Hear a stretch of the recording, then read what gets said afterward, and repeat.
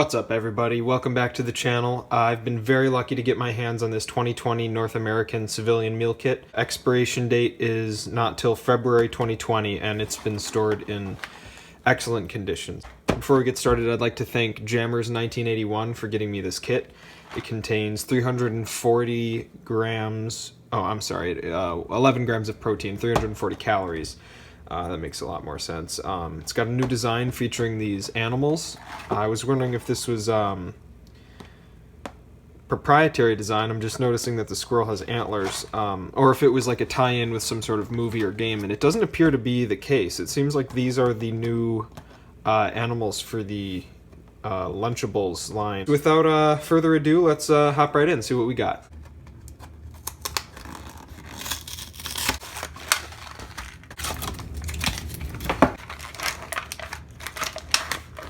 So here we've got the pizza crusts. We've got 3 of them. We've got the packet of pizza sauce. A little bit slimy, maybe from being in contact with the bread. Oh no, and it looks like we've got a little bit of a contamination breach. That's all right, that's to be expected. Chocolate frosting, contains milk, mozzarella cheese, and it looks like a Capri Sun Roaring Waters Tropical Tide flavored water beverage. So let's get this out onto a tray. Nice. Let's get started with the pizza sauce. This stuff has sort of a rip to open thing in the middle here. Perfect. I think we'll take 2 of our pizza crusts here and make sort of a standard mozzarella pizza configuration. You can kind of use the bag to spread it out. It's almost more of a flatbread. Let's take a smell. Okay, there's definitely some dried basil in there. Now this is freezing cold.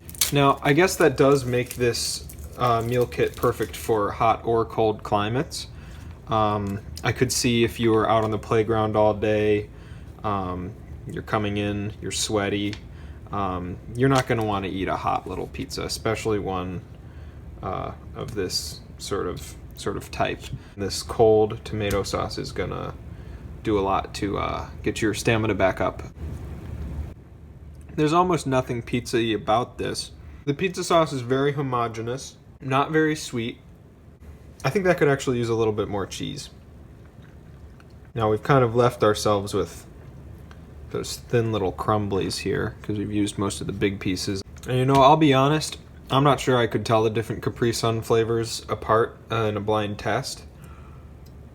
I've heard that that's the worst flavor compared to something like a Pacific Cooler or some kind of fruit punch, but it's perfectly passable. I think the cherry in there is pulling a lot of weight, keeping this from just being like a normal orange flavored drink.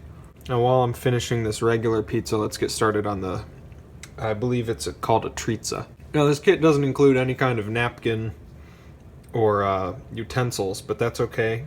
This is finger food, and you can go ahead and, in a real playground situation, you would just wipe your hands on your pants anyway. Here's that chocolate frosting. Let's see how it spreads. Ooh, it's very thick. Oh, wow. It almost looks like a chocolate pudding. It spreads a lot less easily. Wow, that is really not pretty. You know, it's never really going to look like it does on the box. Let's give that a shot here. You know, that's very pleasant. You can see why the crust has to be as sort of unassertive. Let's try it on its own, actually. I'd say the best strength of this is how the one component can work in such different contexts.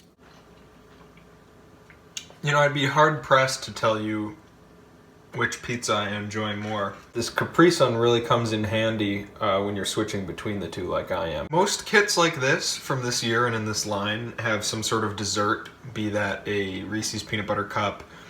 Sometimes you'll get 2 Oreos, but obviously with this one you get the Treatza, so you have less on the tray, less variety, but you can't really in good faith ding it for that.